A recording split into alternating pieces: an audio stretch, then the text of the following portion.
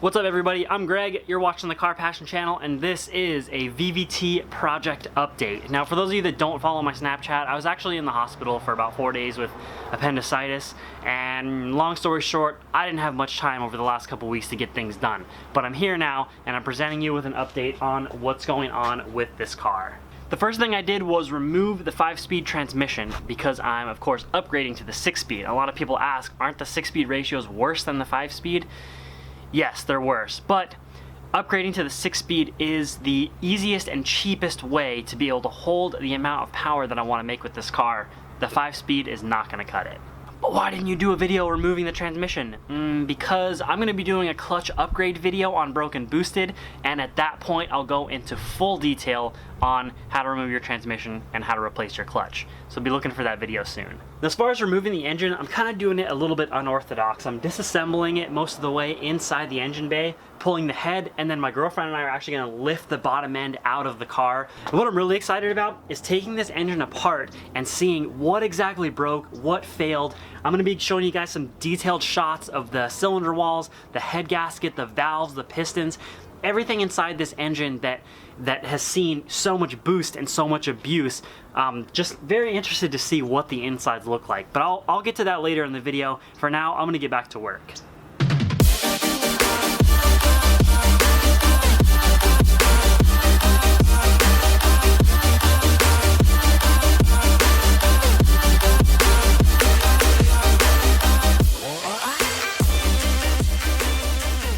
The head gasket actually looks really good. All the firings are intact. The pistons all look really good. No excessive carbon buildup. No chipping away. No melting. Nothing like that. Oh, wait a second. That's not facing the right direction. So you can see the valve reliefs are supposed to be in line with the engine like that, and that's crooked.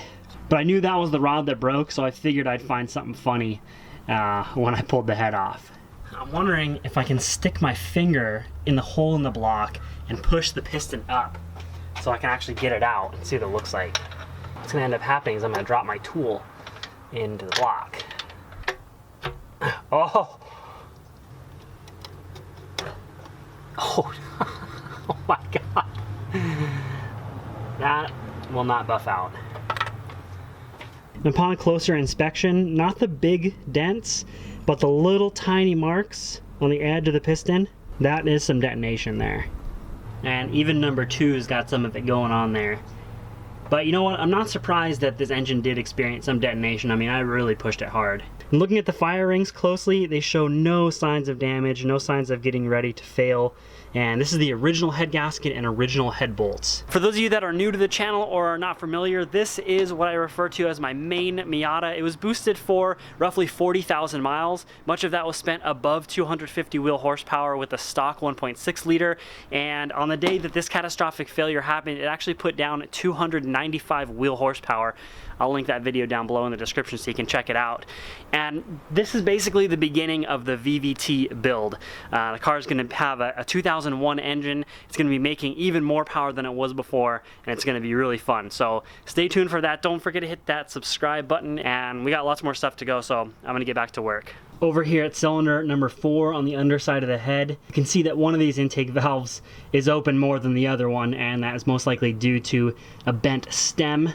The piston just flew up into these things and did some damage there. The rest of the cylinders actually look okay. I mean, yes, there is carbon buildup, but again, this engine has 214,000 miles on it, so it's gonna have some carbon buildup, but actually the rest of the valves don't look so bad. Here is the clutch. This is a Super Miata pressure plate. As you can see, their signature orange. Made it up with an ACT 6-puck disc. This clutch actually has some life left in it. That rivet, it's just starting to get some scrape marks on it, which means it's pretty much at the beginning of the end of its life here. This clutch has about 36,000 miles on it and maybe 10 track events, including drag racing, plenty of it, and you know, canyon runs and autocross and a couple track days. So very impressed with the life of this clutch. Once the pads get lower than the rivets, again, you're gonna start to chew up your friction disc on the pressure plate and the flywheel itself. The flywheel does have a good amount of wear on it. You can see how deep the groove is that that clutch disc wore, and the 6-puck discs do have a more aggressive material, so they are going to wear your friction parts out faster. And that flywheel actually has about 45,000 miles on it, so again, pretty impressive lifespan, and I think I can just get that thing rebuilt and rebalanced for less than the cost of a brand new one, so that'd be pretty sweet. So when I said unorthodox, yeah, there's the motor. Fit through the tunnel. It was actually pretty graceful. I caught it with the cardboard. I lowered it slowly down with the jack and I caught it with the cardboard. So the motor's out. Now I get to take it apart and start cleaning up this disgusting engine bay. All right, now we're getting into some good stuff. That's not factory. And there's a hole directly across in the other side too.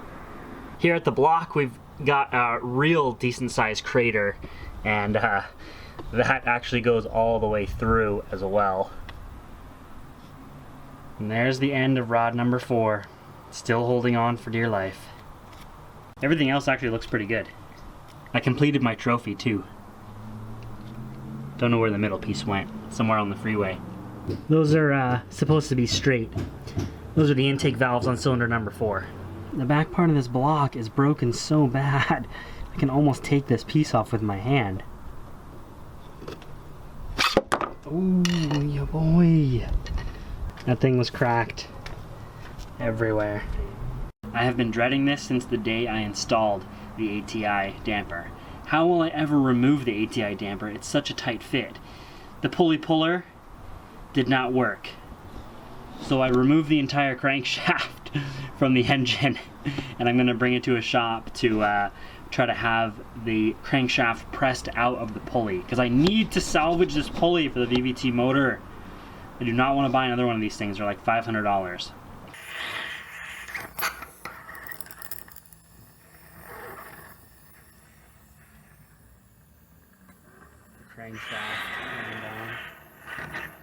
Luckily, the shop was able to get off the damper, and it's still in one piece, so I can use it on my new motor. I don't have to buy a new one.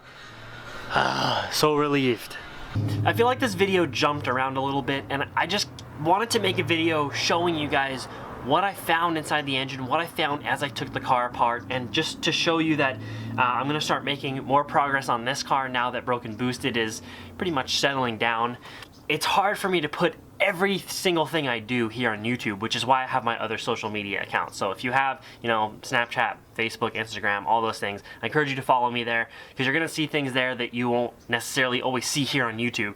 And I've also actually just started using wheelwell.com. I created a profile for both cars, and I filled out all the modifications. It's basically like a website where you put your car and you list your whole build and stuff like that, and you make posts. So I started using Wheelwell to try to maybe expand my audience a little bit. There's actually a lot of Miata owners on Wheelwell that might not necessarily know about the Miata community on YouTube. So I started using Wheelwell. I linked my profile down below. I encourage you to follow me on there as well.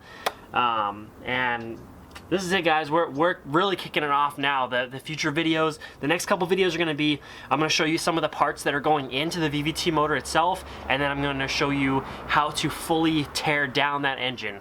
I'll get into all that later. Future videos. I really can't wait to get this thing back on the road.